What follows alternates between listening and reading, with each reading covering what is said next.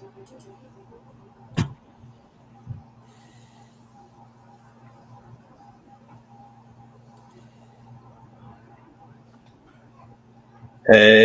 everyone, how's it going today? Welcome to News and Views and a Blurry Scott Fox. Hey buddy, that's a nice shirt you got on there. Oh, there it goes. Thank you. Finally, my flickin' real shirt. That's right. And if anyone else likes how that shirt looks, make sure to pop in the description and go down on the very bottom. And we have product links, so check that out. Bring this up here. Here we go. Let's fix this. There we go. And yeah, it's been a couple weeks. We've been busy. We've been doing a bunch of different stuff, but now we are back. And what is that cool thing you have behind you there, Scott? It looks like you got a nice solid background. Well, my kids have this thing called a nugget, and it's a couch that you can build forts and do other things with. And I just took two of the pieces and made them a wall. That way, there's not a window behind me blocking the light, and there's also not my kids' toys. Well, I got to be honest with you, it's a good look. It is a good look. That's what I went for, and plus, it also with that backlight from the window just made it brutal. So, just trying to keep making improvements. How's your I week did also been? put a nice high shine on my forehead. Perfect. A little polish on there. We appreciate it here. How's your week been, buddy? Good, busy. Matter of fact, I almost missed being able to see Eternals. And so last night, as a last ditch to make sure I had it seen before today, I sprinted to the theater at 9:45 last night, and I got home at 1 a.m. after seeing the movie. That's a long movie to start at, I guess, probably after 10 by the 10 time it p.m. started. Yeah, wow. All right, well, if you guys are new to the show, or even if you're not, we are your source for news, reviews, and daily discourse. I am your host every time and always, Jesse Swift, and accompanied by Scott Fox, as you know. But before we get going, we just want to remind those of you watching, whether live or replay, please take a moment to subscribe to the channel if you haven't already. If you are subscribed, what would be really cool is if you shared the link. We appreciate that. Here and also on Twitch. We're on Twitch under currently Watching with Wingblade, sharing that with my Speakeasy co-host, Sean Wingblade. And just make sure you don't miss any of our news breakdowns or late night ramblings. So to do that, click the little bell icon. We're getting kind of close to 200 subs. I would love it if we could hit that by the end of November. Just another 25 or so subscriptions. Help us get there in the next month so we can host a giant thank you stream. And also, please thumbs up the video. You are our greatest weapon against the brutal YouTube algorithm. Lastly, if you do wish to support the channel, there's a great many ways to do so. See on the bottom there? Streamlabs.com. You can also submit your questions through Super Chat. We would be happy to answer those and feature them. Yada, yada, yada. Really important, though, check us out. This show is always on our audio feed. So Spotify, Apple Podcasts, Google Podcasts. The Speakeasy doesn't go on there just because it's a lot going on there, and I think it's more fun to watch than it is to listen to. But this show and all your weekly news information will be on there. Also, our fresh out of theater reviews that we've done now for Dune, Last Night in Soho, and The Eternals is on audio only. With that, once again, check out our merch link. This list of things, I keep trying to shrink it, and it keeps getting longer. So lots of things to talk about. All right, with that out of the way, we're going to get into the section of the show that was introduced by Scott, much to his chagrin, because I've used it against him. But that is our trivia warm-up, which I think is a lot of fun for the people watching and us as well. Scott, you said you had some fun ones for me. Yeah, Maxwell was on the Speakeasy last night. He said, thanks to your show last night, I didn't get to sleep until 6:30 a.m. I believe it. You were a welcome addition there. Thanks for coming by. I actually tuned in because I got home so late from watching the movie. So I pulled up, and you guys had already finished. So I pulled up and kind of watched the video and kind of jumped to some parts. And he had some great insights about some of the topics we're going to discuss today. It was a really nice discussion. And I really enjoyed your guys' discussion. Hopefully it's not a complete rehash. Well, we're going to have to beat around the bush a little more because I'm trying to keep it spoiler-free this time around. My camera. It's okay. I can hear you good. That's but can you still hear me? Yeah, I can hear you great. So the audio for the audio listeners, Scott's camera's in and out, but you don't care because you can still hear that sweet serenade of Mr. Fox's voice in your ears. Hit me with some and a palm. Hit me with some of that beautiful trivia there, Scott. Okay. Well, I'm trying to get this to work appropriately, so you just have to bear with me while the camera tries to If you would reconnect. like, I can do mine while you're trying to do that, and you can just No. I've done what it needs to do. It's just a matter of it's turning itself back on. Okay. But I can ask the questions real quick, and then I'll keep arm wrestling my camera. All right. So ask your questions, Bridgekeeper. I'm not afraid. Your category, and I know I always love to save this till right before we start, is holiday movies, Jesse. Holiday. Just in time movies. For the big holiday of the year, Thanksgiving. Yes. And it is the kickoff to the holiday season. That is exactly why I thought about it. Last time we did this, I did kind of a thing or a Halloween scary movie feel horror movies. And this time I decided to take the holiday track. So here is question numero uno. Name 4 actors who have portrayed Ebenezer Scrooge on the big screen. And I say 4 because I could think of 3 quickly. That 4th one, ooh. I'm at 2 quickly. So like my 2 is you got Jim Carrey and Michael Caine. Those are 2 that I came up with immediately. Okay. Scrooge McDuck. Yeah, nope, that counts. That's Scrooge McDuck. That's not Ebenezer Scrooge. This question was Ebenezer Scrooge. No, but the Christmas Carol, like the Disney Christmas Carol that he did, I think he was Scrooge. Was that on the big screen? I think it might have been. Well, you're still short 1 even at that. I am still short 1. Man, I am so uncultured with holiday films. Maxwell knows. He said, I have my answer ready, but I'm not typing it out yet. So I was thinking Bill Murray. That doesn't count, right? Bill Murray, he wasn't Scrooge. He was right. I don't want to give too much away because there's no he plays Frank Cross. Yeah. So. Well, you know what? I submit, and let's have Maxwell blow it up in the chat. Show us how smart you are. There you go. Michael Caine, Albert Finney, Jim Carrey, George C. Scott, Gregory Peck, Patrick Stewart, Christopher Plummer, Seymour Hicks, Guy Pearce, Tim Curry. Oh my gosh. I thought it was like Basil Rathbone. Basil Rathbone. There's a bunch of them. Yeah. All right, so number 2 in Christmas says, I hate this game. Yeah, finally I got something that just stumped a couple people at least, but clearly Maxwell would know these. In Christmas Vacation, what duo played Clark's children, Russ and Audrey? Well, Russ is the guy from Big Bang Theory, Leonard, whose name I cannot. So I'm going to out myself right now. I don't think I'm very good at Christmas trivia. Your answers are Johnny Galecki, who's Leonard, and Juliette Lewis. Right. Young versions of both. The fun part about the vacation movies is that duo of Russ and Audrey change like every movie. Yeah. Yep. All right. Next on our list. What brand of watch does John Candy's character Del Griffith attempt to trade for a hotel room in Planes, Trains, and Automobiles? Is it a Rolex?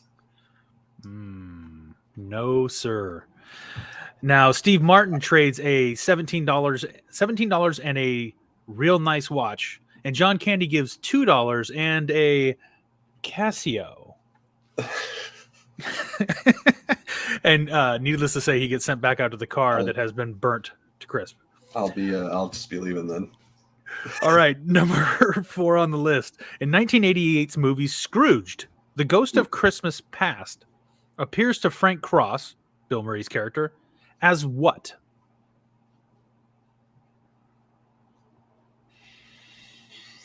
So I saw Scrooged once when I was like 12. Apparently, I am Scrooge. I am the Scrooge because you're humbucker. I would have accepted some Jingle All the Way trivia, but I think outside of Oh. that, I'm pretty spent. But the great thing is Wow. I'm also old, so I 0 pulled for older 5. movies. 0 No, for this is 5. just 4 so far. Oh, it's 0 for 4. Okay. He There's a appears as chance. a Ghost of Christmas Past appears as a taxi driver, and it's played by David Johansen, who also was known as Buster Poindexter and had a limited run as a successful musician in a band. Scott, I got to be harder. I think, random stuff. I got to be honest. I think you're making these harder every week. Well, I think after the lambasting I took the last time we were on, I just, and actually the funny thing is I knew every one of these off the top of my head without even having to think about it. All right, like when but you again, nerds questions. I'm old. In 1983's movie Trading Places, starring Dan Aykroyd and Eddie Murphy, the Randolph and Mortimer Duke wager on what would happen if a street hustler and a successful investor traded places. How much was their wager? $25,000. $1. They ruin his life for a $1 wager. Well, now I'm ready for my beatdown. No, I gave you easier ones this week. You made me feel bad last week, and now I have regrets. Yeah, Wingblade nailed it. $1. Yes, and at the very end, after they successfully overtake the Dukes at the stock exchange, they mock them by, "Oh, I forgot. Here's your $1," and gives it back to the other guy. It's such a good, fun movie. All right, everybody. Well, so what's my category? Trivia part 2. Your category is bad plot summaries. Oh, yes, I love this game. Okay. All right, and maybe some of these, because I didn't do too hard of research on this, so these shouldn't be too hard. You might go 5 for 5, but we'll see. Well, I've done this to you before, reading the IMDb plot summary on. I think the first horror movie one I did, I read plot summaries of horror movies. So let's do it. And just a reminder to get out of the chat for this one, because people might be all over this one. Thank you. All right. All right. Number 1 is romanticizing Stockholm Syndrome, literally.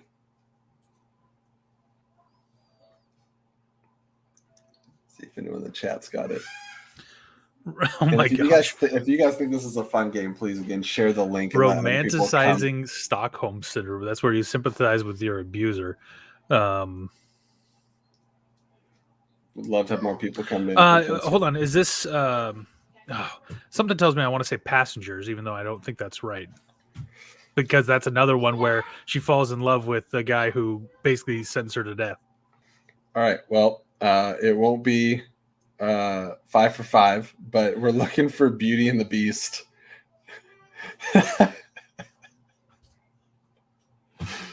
Okay. No, yeah, that's good. Maybe you've heard this one before. Number 2, talking frog convinces kid to kill his father. Star Wars. Empire Strikes Back. Yeah, correct. There you go. There's one right there. All right. I didn't O for it. Nope, you did not know O for today. Number 3, an addict takes advantage of a mentally challenged boy for 3 decades.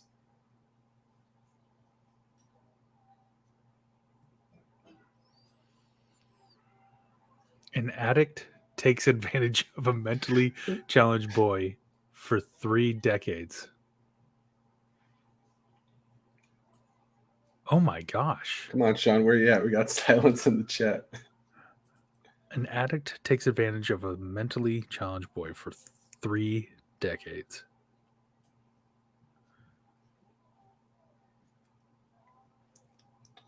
Oh, come on. 5. I'm going to punch myself 4, as soon as you say what this 3, is. What is 2, it? 1. Forrest Gump. Oh my gosh. I was cracking up.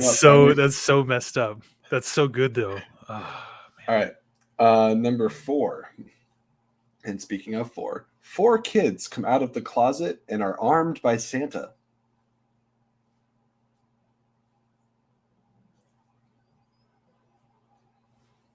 Let's see if anyone guessing this one. Four Sean had no kids clue on the last one. come Four out of kids the come out of closet. the closet and are armed by Santa.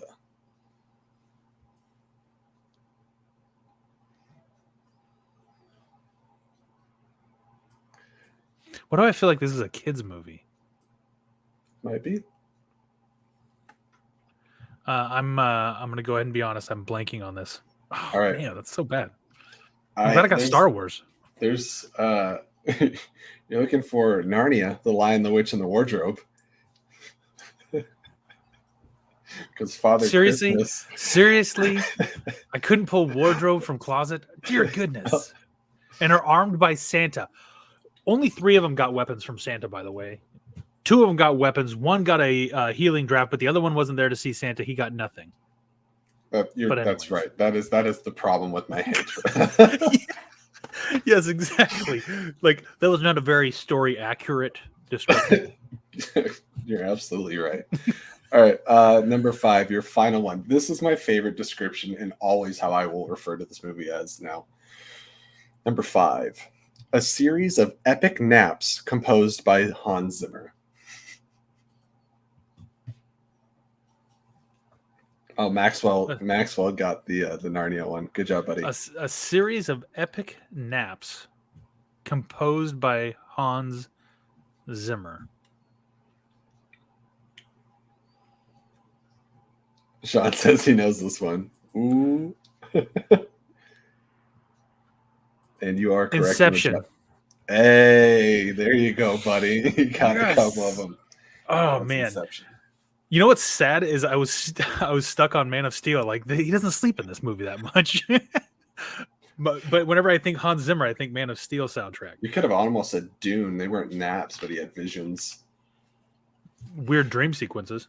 All right, guys. Well, that is it for the trivia. Moving on to some of the main topics. As you guys saw from the top, we're going to be talking about Eternals, some Spider-Man poster, and then a little bit about what are we watching and reading.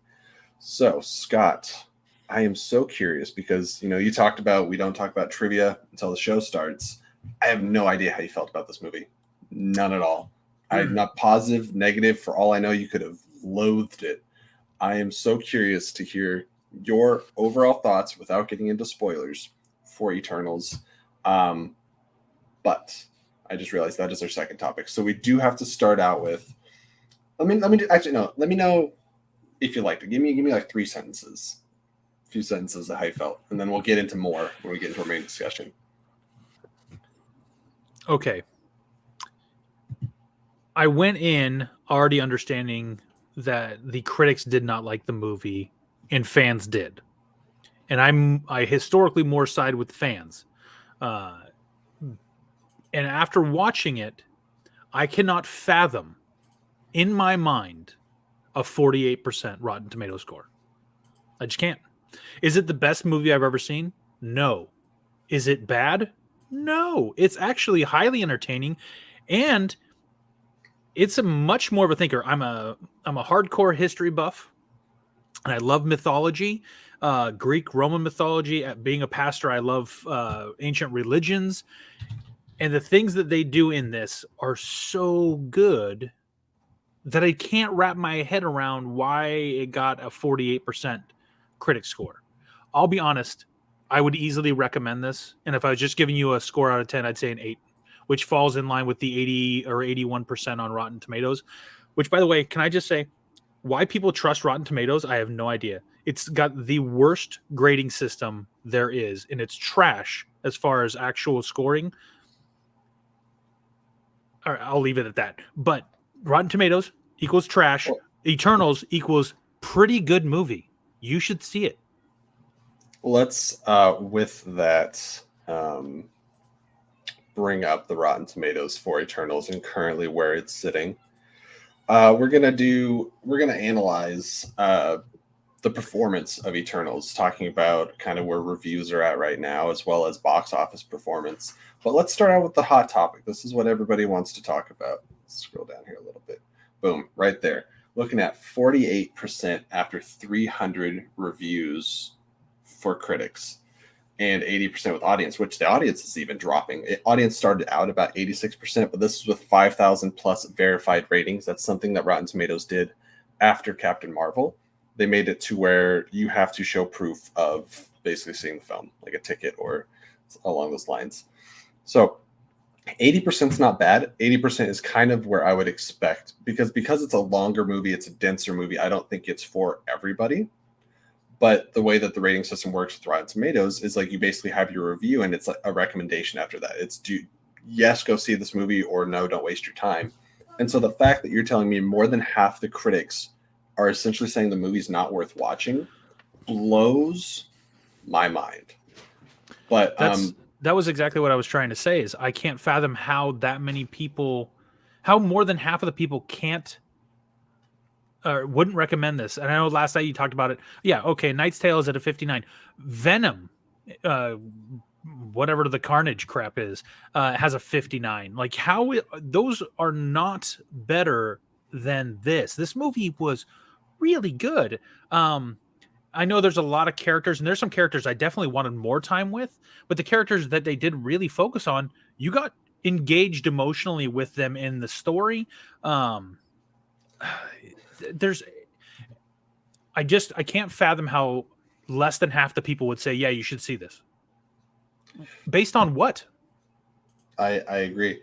And lost my train of thought here for a second.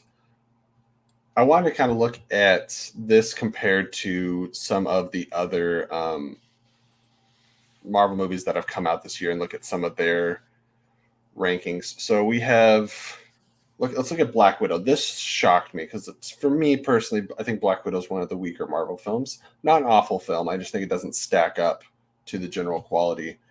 Are we loading? We might be loading. There we are. So we got a 79%. That is a whopping, almost, that's 30% higher. 30%. Again, I don't see it. I don't think Black Widow's an 80%. Basically, that's an 80. I thought Black Widow was more about a 7. And the audience score of a 91 is definitely high for me. It's good, but I think Eternals is better. Because also Eternal presented me something new, not a character's backstory that's dead. Right. I think that I'm not trying to knock Black Widow. Black Widow was a good movie and it deserves what it got. To an extent, I think those scores are a little high. I just think, how do you take that bar and then take Eternals and say Eternals is way down here? If anything, it's on par. What I want to look at kind of is the correlation between like reviewer acceptance and box office. So if we look at Black Widow, I'll leave the Rotten Tomatoes up for right now, but Black Widow had an opening weekend of, I think 85, $80 million. Okay. And it went on to gross 379 million worldwide, which is interesting because Shang-Chi actually opened 75 million, a little less, but now worldwide, because of great reviews, it is at 427. So it's got about $30 more million at the worldwide box office, and that's with still not being opened in China. Shang-Chi never opened in China. So I think that's really impressive. And what that speaks to is the audience's willingness to accept new characters if the film's really good.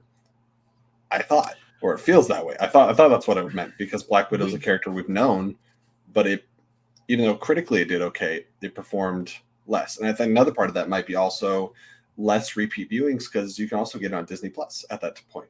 That was the only of these 3 Marvel movies to be released on Disney Plus. Yes, Shang-Chi. I just read an article this morning that Spider-Man No Way Home will be the first Marvel movie to be released in China in 2021. Which is a major box office. Yeah. Because that's the Asian box office. China and Japan has surpassed the American box office worldwide, usually, for dollars in the bank. But so Marvel also has a track record of producing really good stuff with new characters. We've seen it, even team ups. And granted, what James Gunn did with Guardians of the Galaxy is kind of a unique thing, but Shang-Chi is fantastic, and it deserves those scores. It's a really good movie. Shang-Chi, as of this moment, is the highest reviewed, or like the best reviewed MCU film, which is, I love it. It's not in my top 5, and I think it didn't quite. I just recently, for the spectacular stream we're doing next weekend, I crafted my MCU ranking list for the first time, which is a daunting task. It's terrifying. 26 movies now. 26 movies. That's exactly right. And that's a lot to try and stack up.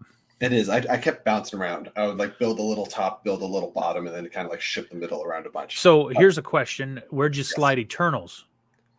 I will say Eternals. I don't want to give my whole list away because it's going to be a goal tier. So if you guys come over and donate, as we hit certain goals, we're going to start revealing that as part of it. So Shang-Chi is my number 1 through 10. Wow. Well, some people it's a good movie. It's really, really good movie, and it deserves those ratings. So I have no fault with anybody putting it near the top. It's not personally my top Marvel movie. There's a couple that I kind of rotate in and out of those top 3 categories based on how I feel that day. But I'll say this: Eternals, rewatchable. I feel like I could go watch that movie again and again. I don't know if I'll ever watch Black Widow again. I might throw it on once or again, but it's not like something I'd be like, oh, I don't know what to watch. If I didn't know what to watch, I would totally throw Eternals on because there's so much cool stuff going on in that movie story-wise. I will watch Black Widow whenever I do that big, daunting Marvel marathon. Here's the thing, though. I'm watching Black Widow after Civil War when I'm doing my rewatches. You have to put it in the right. You have to put it in the right sequence because I think it really comes across as detached if you watch it in release order, even with the like Infinity War stinger and stuff that it has. But you were asking about my ranking for Eternals, so here it is. I didn't know it was going to do this when I was doing my rankings, but I was like, ooh, did I like it more than this and less than this? And it's bouncing around. Eternals is number 9 of 26 for me, which is pretty high. That's top 10. That's pretty good. Especially, that means it's better than over 60% of the movies. Yeah. And I was like, wait, is that right? Because somebody asked me, I was like, well, I don't think it's in my top 10. And then I started looking at the list. I was like, ooh, I like it more than a lot of these movies, to be honest. So yeah, one of the reasons we're bringing this up, we're looking at Rotten Tomatoes scores and we're looking at box office and stuff, is we want to do a little bit of predictions. And you guys that are watching the show, please, we got a poll going in the chat right now. Let us know where you think the movies are going to land. Let's see, right now, I'm going to exit this. Eternals opened. So Eternals opened to $71 million, which is right in line. I think a little bit less than Shang-Chi, but right in the same ballpark, and about 10 million less than Black Widow. But as we saw, the opening weekend doesn't always determine it. Shang-Chi was better received and turned out making more money in the long run. So my question is, with these mixed reactions on Rotten Tomatoes, and even with like some of the fans, not to the same degree, where do we think it's going to land? Is it going to be closer to Black Widow? Is it going to be less than? Could it catch up to Shang-Chi? I'll be honest. I think the hope is that it would. I don't see it, though. Unfortunately, that critic score, there are too many people, and maybe I'm giving too much credit to Rotten Tomatoes, but there are too many people who listen to that garbage and then make a decision on whether they'll go see a movie based on an arbitrary number. You and I have always stood by, you gotta trust the eye test. You have to see the movie with your own face and brain and allow it to digest what you saw. Taking other people's opinions for what movies you should like is, unless it's somebody you know for a fact has the exact same opinion in movies you like and same likes and dislikes in movies, you can trust their opinion. But I will say, not Rotten always. Tomatoes... This movie is, I feel like Rotten Tomatoes has set this movie now up for failure. And it's really unfortunate. And it's what's interesting, though, is like they're not crazy. I've talked to a lot of people I know personally that the movie didn't register with them. And it's a strange experience for me. And I do go to Rotten Tomatoes. I give them some some level of validation there, because I like to see the general consensus of things through with different critics. I just want to debate that for one quick second. The problem is, once enough people have made a negative statement, it becomes the cool thing to do. And people will jump on board with that, thinking, oh, I'm going to be ahead of the curve and poo-poo it. And too many people allow other people's opinions to affect their own opinion on the movie. And in doing so, it becomes this mob mentality towards it. And there are a lot of people, even people who are professional critics, can fall victim to this. It is groupthink type of mentality. And once that needle starts moving that direction, it can start to it'll move unnecessarily. I'll be honest, if you really want the honest truth, take the aggregate, split the fan audience score and the critic score, because guess what, there's a lot of fans out there giving scores who love movies and know as much about movies as those critics do, and their voice is just as valid. They're not a certified critic, but they know just as much. And the problem is, once that needle starts to go, people will jump on board with that, even though they may not feel it. And I do want to stand on soapbox for a second here, but I feel like preconceived feelings or expectations had a really big impact on the critical performance of this movie. A lot of the complaints I'm hearing about, I don't view them as issues with the film or the storytelling. I view it as somebody trying to shove a square piece into a circle hole and being mad that it doesn't fit. And then I really want to address this, because one of the reasons I would like to give more credit to Rotten Tomatoes is because it should represent a variety of diverse critics from different backgrounds, but I don't think that it does. Let's go back to the reason when Rotten Tomatoes completely fell apart, and that's when Captain Marvel was coming out, and the movie just got review bombed before it ever released, and that was because Brie Larson made a statement about Wrinkle in Time, among some other things, and she said the vast majority, like 80% or something. I'm sorry for the dumpster truck I have going in the background if you can hear it. But she said that the vast majority of critics are like middle-aged white men critiquing a film with like a black lead. And she's like, I don't think this movie is for you. I don't care about your opinion on this film. I want to hear from more diverse voices about films that have more diversity in them, whether that be in front of or behind the camera. And what's ironic is Brie Larson has been then and now completely torn apart and villainized for this opinion that is complete, or this thought that is completely accurate. I don't care what anybody says. What she's saying is on the mark. And you now look at a movie that is the most diverse thing we've ever gotten from Marvel, both in how it tells its story, who's directing it, and who's in front of the camera. And it's getting torn apart by, I think, a not diverse enough census of critics. And I think that needs to change.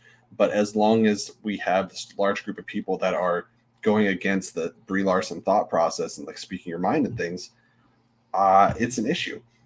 We got Galaxy of Geeks coming in here saying, I enjoyed this movie, but I felt there was pacing issues. The beginning is really quick, then the middle felt really slow. Yeah. I'm not going to argue with that, but it didn't feel excessively slow. Knowing how long the movie was, I was actually kind of surprised it was already over, because it flowed pretty well for me. But I'm really engaged in the mythology type stuff, so the middle of the movie, when they're expressing some of those things, really kind of touched for me. But we have an Asian female lead in this movie, Gemma Chan, which, by the way, as Cersei, is fantastic. She did such a good job. And it's just crazy to me that, and if we're talking the diversity, Kunail Nanjiani as Kingo is fantastic. He did a really good job. I wish we would have had a little more of him, but he had one of my favorite lines in the movie. I'm a pastor, and so anything hate revolved bothers me. And he had this line about how the fact that he disagreed with their stance, but not enough to fight them.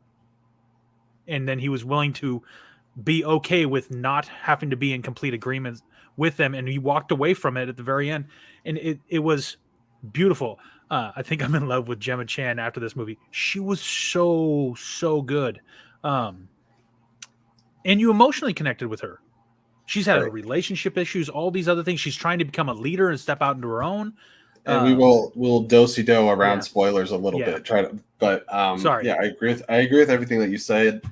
And I think that something that I think is unfortunate that we didn't get as much in my screening, but I was listening to another reviewer talk about it, and with the LGBTQ representation in the movie, apparently at his screening, there is a brief moment of intimacy that was applauded. The entire theater erupted into applause because guess what? It was for them. There's people that got to see themselves on screen after 25 other films that didn't give it a second thought. And the fact that we have people that are trying to shoot that down or like shame Angelina Jolie for being proud of the film and proud of Marvel for not releasing it in other countries because they refused to cut that out.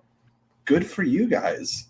Can I just say something right quick? I want to step aside from that specific, the LGBTQ, and I just want to talk about the movie and that relationship dynamic of him falling in love. They adopt a child. Had his partner been a female, people would have said that was the glue in the movie for the characters, because that's what caused him to fight so fiercely for this, which it did. I'm a father of 4 kids. I felt his emotion and connection for wanting to care for his child and protect them and his spouse, and it worked perfectly. But because it wasn't a female and it was a male, there's this uproar about it, and it's such a sensitive topic. Even though we're in the 21st century now, we think we should be moved past a lot of these things. People are still really sensitive to it. But for me, in the context of the movie, if we're just taking the social stuff out, in the context of the movie, that relationship worked because it emotionally engaged the movie and it made me believe his purpose for wanting to help. I 100% stand with you. I think that's a great point. And I really bristle up at the idea that anybody wants to say that any amount of diversity or representation in this movie felt forced, because none of it did. No. And I see Maddie Gunner down here saying 3 people walked out of my screening at that part. It was so dumb. I felt I was not uncomfortable, but I felt like uncomfortable because of my theater. Like there was a weird something in the air, and I was like, this is horrible. Because, yeah, like you said, it's like the glue. The relationship is the glue of his character, his arc. And you look at somebody else made a really great point when I was listening to a review, and they talked about we have been presented with the reverse in like 2 girls in a relationship sexualization for like 30 plus years in film and TV, and nobody bats an eye. But we do the exact same thing with 2 guys, and in what Joker would say, everybody loses their mind. And clearly a double standard. Right. So, I mean, we don't need to spend the whole time talking about this, but I wanted to address it because I think it's an issue. I think it's unfortunate, and I think that everyone, for a variety of reasons, should be going and supporting this film, because we tell Marvel what we want to see with our spending dollar.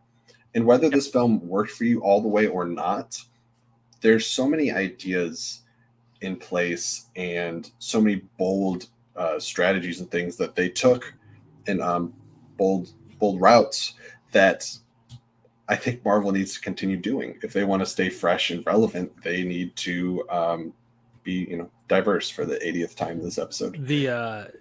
Can I just say there's the team of Eternals is so large that there were some that I didn't get enough screen time with. And then some I felt like, okay, we've got great character development out of this people. How do I say this without getting spoilers? I wasn't the biggest fan of Druig. And by the end of the movie, I was like, I love this character. I think by the end, like, everybody had a strength. Like, we got less of some characters, but I will say, without getting into things, that last night when we were talking spoilers, I said my 2 favorite characters probably are actually Gilgamesh and Makari, which surprised a lot of people because they don't have as much screen time as others, but they absolutely stood out to me. Gilgamesh was awesome. Makari was awesome. Thena, again, you could list the whole entire group. Every one of them had redeeming characteristics and attributes to them that made you like them in different ways and for different reasons. But they were all there. Even Ajax, like, yeah, the total group dynamic was fantastic. And yeah, sure, I want more time with certain people, but I don't want to. I don't feel like any of them were so sparse that we missed out. If anything, it just gave you a little bit of I wish I just had some more, which bodes well because hopefully it does well enough that it warrants another Eternals. And I'm sure that Marvel is not going to back down on this. Disney's got enough money in their pocket. The opening is strong. I think now knowing what everything the other Marvel movies ended up on, I want to know both what you think and also what the people in the audience think. Remember, there is a poll in the chat there. Currently, the movie after the 71... Whoops, hang on. What is this echo I'm hearing? Okay. Anyways, sorry. So the movie opened to $71 million and is currently sitting at 161. Where do you think it's going to end up at? On the low end, we have Black Widow with about 390. Shang-Chi is about 430. What are we thinking? I hate to say this, but probably a 250. 250. Unless the fans rally and keep seeing this, I don't see it have enough legs. The fall off from Friday to Saturday to Sunday over the weekend, if you look at the 3-day breakdown, was pretty dramatic. Opening day was great, or was solid, and then it had a fall off. And a lot of times Saturday is actually a bigger day to follow up the Friday launch, and it just I'm afraid that it's gonna be. Oh, dude, I was going to mention him early. He, one, how many cameras did that guy bring? And two, that character was the human connection in the movie. Yeah, absolutely. 100%. I love that character. And I don't want to get into spoilers, but that guy is literally the representative for all mankind in a weird way, which is so awesome. But I feel like 250 is, sadly, if it cracks 3, I'd be surprised just because of the negative momentum coming out of the gate right now. It's not going to get the second time views. And there's a lot of people who are maybe on the fence that will just for it to come to Disney Plus, which is sad because this movie should be seen in a theater also. All right. I don't disagree with any of your points. I am choosing to be a little more optimistic. I mean, I say optimistic and it's still going to be disappointing. But so we're looking about 390 for Black Widow, and Black Widow is also available on Disney Plus that day. And I think Black Widow is also, personally for me, even though it seemed to be received better, it was a subpar film. I am going to put this movie at, and I feel kind of wishy-washy about this. I've bounced around like 6 times since thinking about it. I'm going to give it 340, which I hope it gets up to like 400 at least, because that is enough during the pandemic era that it really paints a good it's sign. Going to need a big international push. It is. Because it's probably going to next weekend drop all the way down to 25 million next weekend follow up. Maybe because as of right now it's not quite at 200. But look at Dune. Dune worldwide has now cracked the 300 mark, and it opened at $30 million or 30 something million dollars. So it's possible, but Dune's also being received better. Yeah. I'll see what some of these predictions. Hey, Coy, welcome to the chat, buddy. I said I'm proud of both of you for being on the right side of this discussion. No, it's true.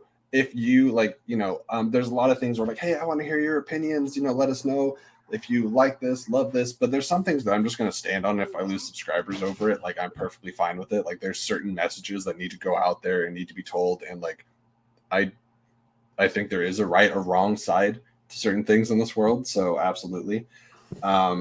And Coy also coming in says it's I'm assuming the powers that be will know well enough not to trust Rotten Tomatoes or I'm assuming that's box office on this one. Yeah, one thing that I'll always commend Kevin Feige on that we're not getting as much with like Hamada or the people that over at DC is Marvel's never really been reactionary, with the exception of maybe Black Widow being a really late reaction. But they stay the course and they will learn and they will adapt, but they don't make any immediate decisions. And I think that Kevin Feige was very confident in this film as they were doing the press releases and stuff for it. He was more proud. Like when Shang-Chi was coming out, Kevin Feige was talking about Eternals more than Shang-Chi. So I think the studio's happy with the movie. That's warranted because it's a good movie. Like, I'm still dumbfounded at 48%. If the critics had said 70 and the fans said 85, okay, perfect. Yeah, that's what I like. It's I'm the okay drop with, like, to a 48. It just doesn't add up mathematically. Because I understand film is subjective. Always going to be on different sides of things. But I like you said, 70%. Like I could understand this being mixed, but at 48, it's not mixed. 48 means the majority of critics do not recommend this movie, and that baffles me. All right, so we're at 50 minutes already. We do have other topics to get onto. We kind of put two together, so that's okay. I expected this to be a longer episode because I have so many bottled emotions and feelings talking about Eternals, and it's not just the movie itself. I love the movie. If you want to go on our Spotify, Apple Podcasts, Google Podcasts, listen to my audio review first out of the theater. And also, I'm on Letterboxd. You can look Jesse Swift up on Letterboxd. I got a few movie entries on there. I got 2 Dune movies, Last Night in Soho, and Eternals on there. So check that out. But let's talk about moving forward here. This thing that just came out, which I don't know if Koi is still in the chat, but the first person I saw post this was Koi Jandrew on Instagram. And I commented on it. I was like, this looks fake. And I say that because, if you look off to the right middle up there in the corner, you see a green goblin put there. And I was like, you zoom in, it looks straight out of Spider-Man 1. But the fact that it's so obscure and just pointed in there, like almost like a really shoddy Easter egg, it really felt like a fan poster. But the thing is, I've seen better fan posters. I know Boss Logic has done better. I mean, you can Google Spider-Man No Way Home posters and get a million things better. We've waited months for this, and everything looks like this is the high res version. Everything looks like blurry, out of focus, and like crammed in there. They're like, look, there's Sandman. Look at the lightning bolt. Electro. Look, we got Goblin back there.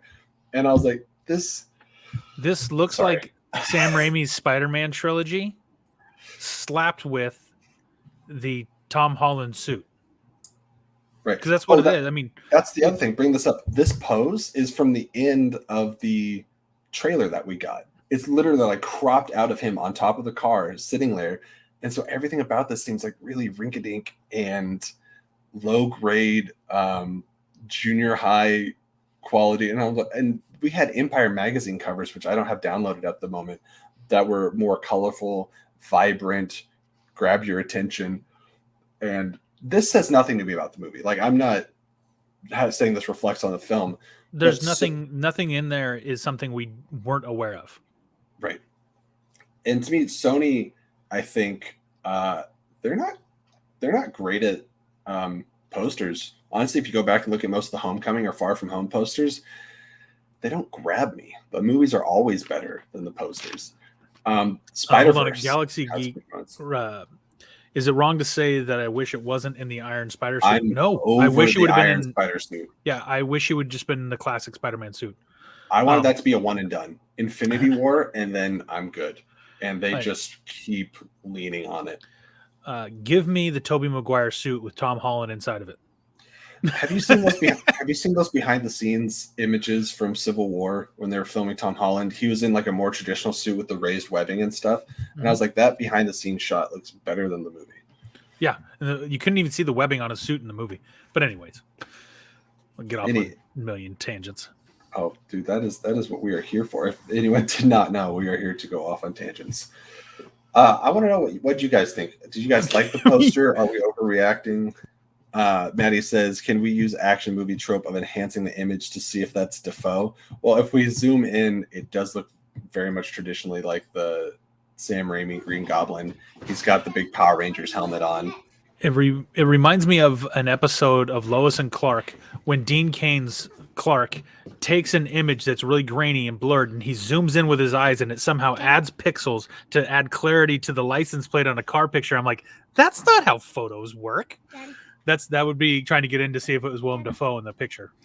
And what's interesting, we've had some leaks that supposedly seem legit of the Willem Dafoe like concept art in the Green Goblin. It looks like his costume is going to be like similar, but a little battle worn and different, and that's not really represented in this. Why put the Green Goblin in there? I just keep like circling back to like, why are things in this poster if they're not going to be like focused on or like given their due space? It's just sloppy. I'll say that it's sloppy.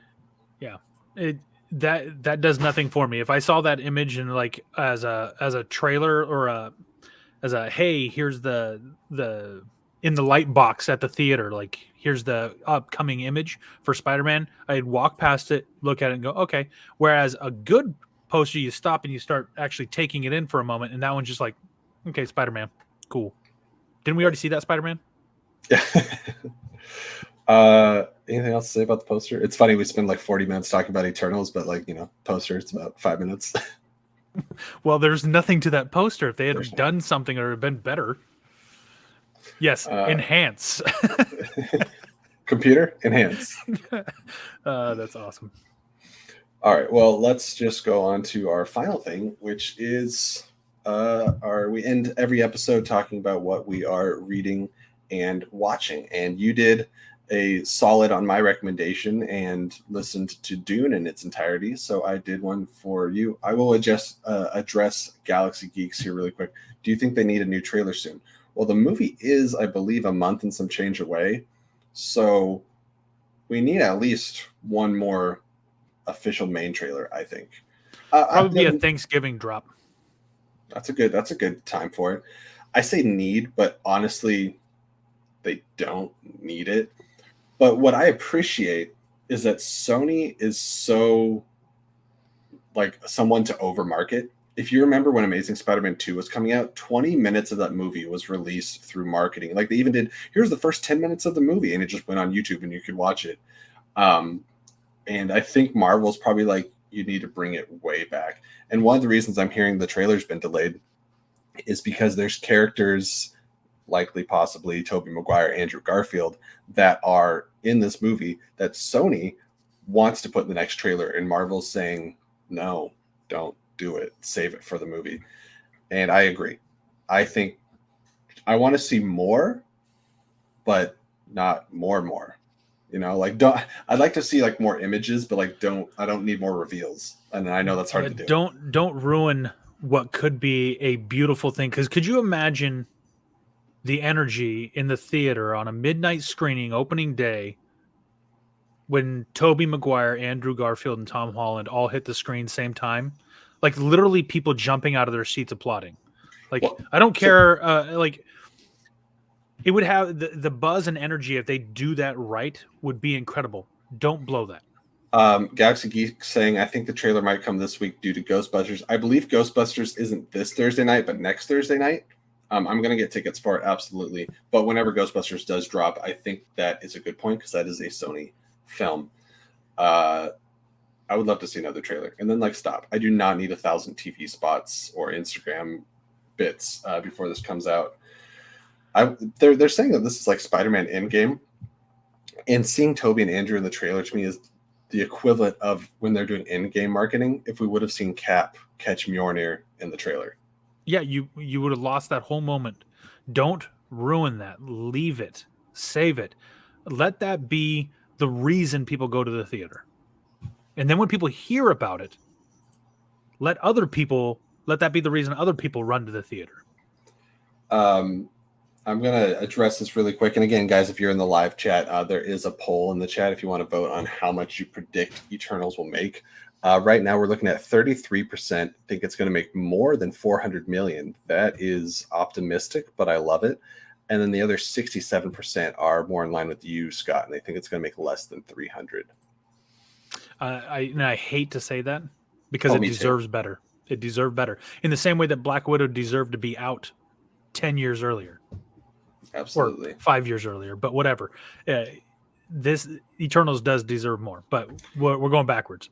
All right, circling back. What are you watching and reading? I know you're really busy this week, but man, well,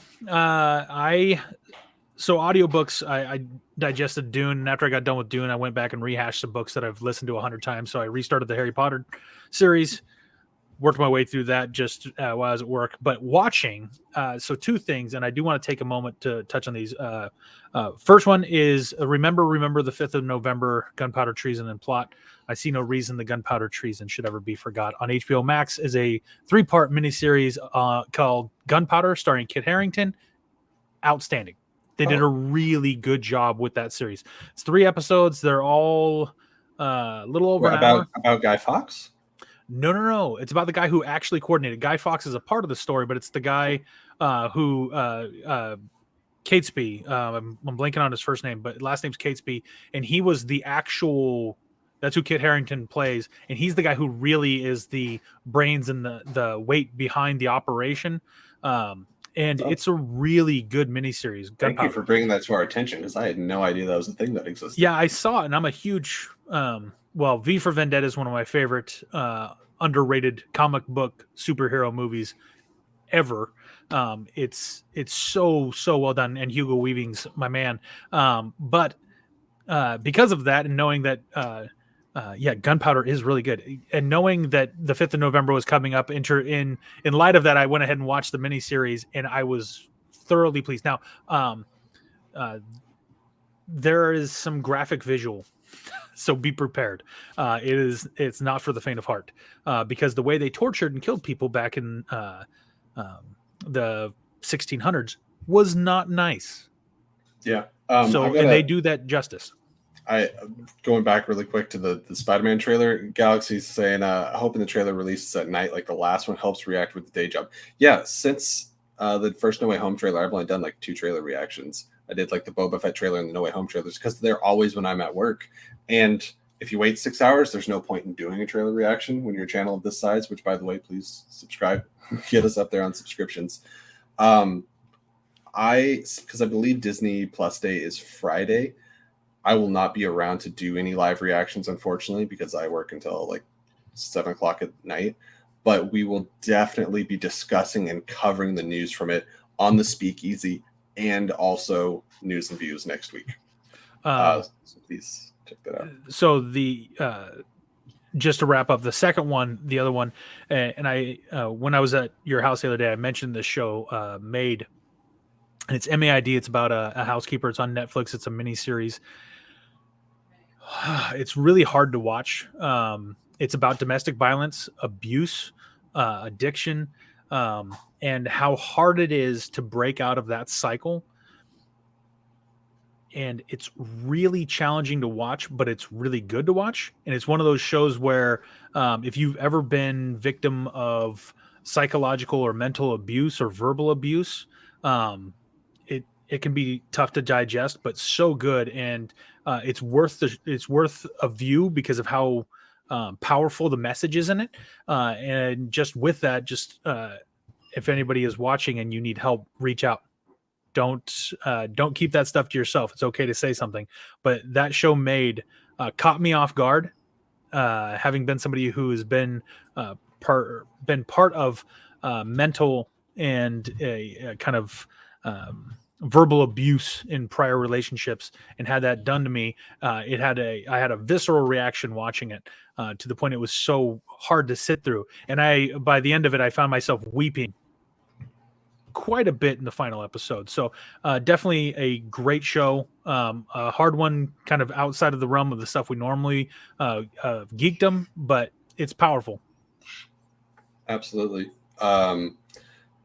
Different mindsets for what we're watching this week. But I will say, for reading, being inspired by Scott, I did listen to the entirety of Fellowship of the Ring on Audible. So that was fun. And I'm making a lot of correlations between... Yes, sir. Can I ask the question? Did you listen to the the older recordings done by Recorded Books from the 1990s, or did you listen to the brand new Andy Serkis recorded versions of the audiobooks? Because I don't the Andy know. Serkis, they're both great, but they're different. I don't know if I should be concerned, but I did listen to the Andy Serkis version. No. The older ones are very good, and I enjoy them. The Andy Serkis ones are even better. Okay. He's a great voice, great storyteller. He's an actual. I own both sets, and I actually love them both for different reasons. But the Andy Serkis version is so good. I'm glad to know that's the one you got in on. And I just gotta say hello to Brennan Marr in the Twitch chat there. Hey, buddy, how you doing? Thanks for joining on the show. So yeah, what was interesting to me listening to Fellowship of the Ring is the amount of correlations I made between that and Dune in the manner of their adaptation, because there's a lot that's not in the movie, even extended version, like whole subplots of things that were just either hinted at or not in there at all. Not that it is to the detriment of the film in any way. The Peter Jackson Middle-earth films, the first three, are masterpieces. I will not detract from them whatsoever. Just different. And it's very much how I felt about Dune. There's more in the book. The movie is fantastic still. With that, stuff that I am watching, I, for some reason, watched... I had only ever seen The Conjuring 2 and The Nun out of that franchise. And so Lauren and I did a quick binge and watched Conjuring 1 and 2. I really enjoyed the first movie. 2 feels like a goofy cartoon. Not a fan. We might watch more. I know there's like 3 Annabelle movies. There's The Nun. There's La Llorona. I don't know. I mean, we're kind of past Halloween, but we might still watch some spooky stuff. But outside of that, we watched more Young Justice. Almost caught up there. And then I think it's season 4 or 5 of Big Mouth, which is just one of the most irreverent, guilty pleasure cartoons that I watch, because it is, for anyone that doesn't know, Big Mouth is a dramatization of puberty as told by immature adults. I think is the best way to summarize it. And it's a lot of people that show is not for, but it speaks to me.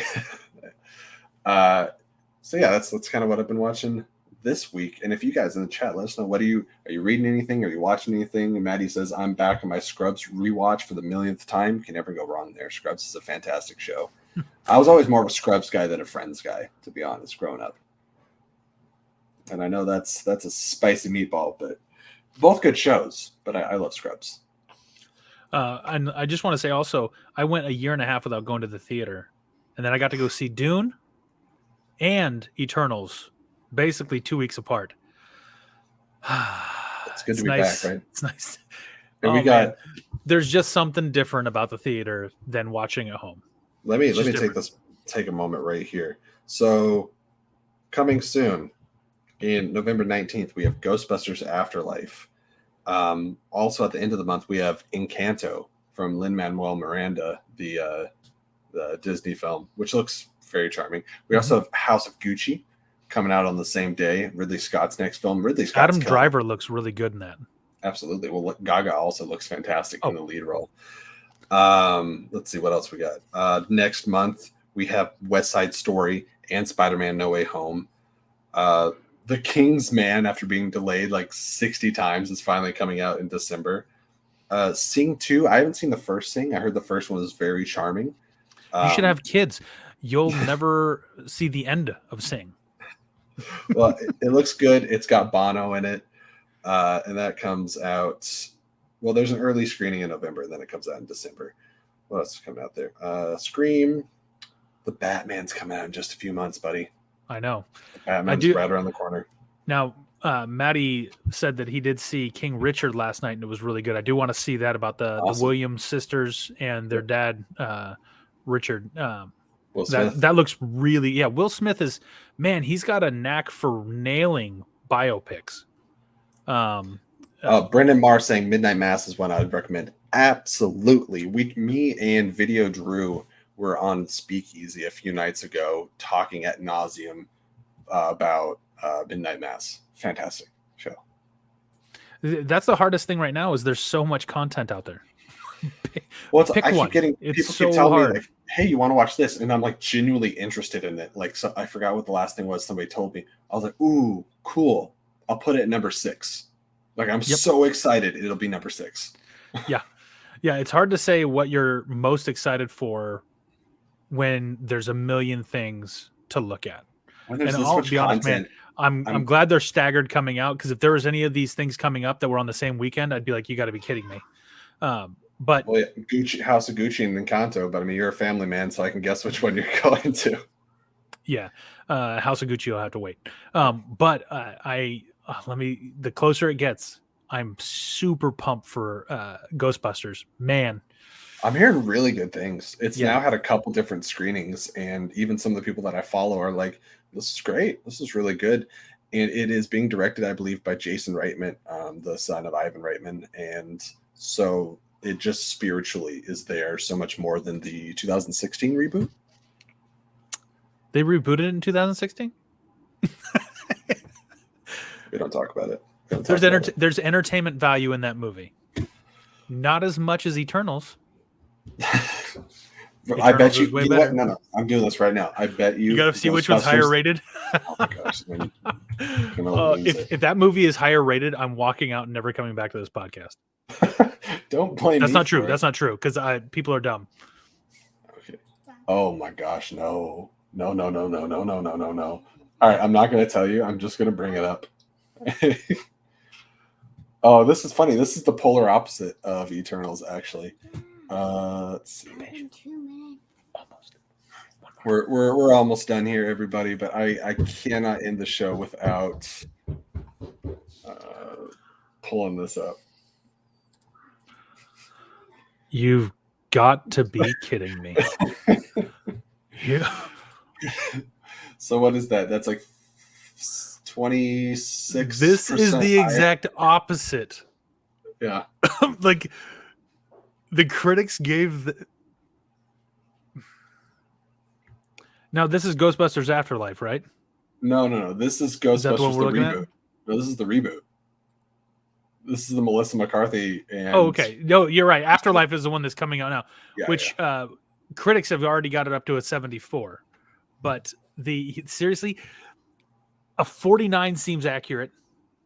Not how do those have flipped numbers from Eternals? I don't know. And how did critics recommend that high? 3/4 of people who went and saw that movie in the theater as a critic said we recommend it, and yet less than 50% of critics recommended Eternals. I'm just picturing Maddie doing his Beth Darth Vader. What? No. Oh my god!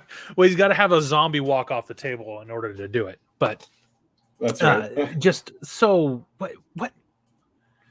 This speaks specifically to why I can't trust Rotten Tomatoes. Wow. All right. Well, No. with that, everyone. You know what? I'm not going to quit the show because the fans redeemed it and the fans rated Eternals higher. I'll lean on that. Holy mackerel! All right, guys. You know what? I think let me check something really quick. Did I put this in the? Okay, cool. I didn't put it in the lineup, so we're fine.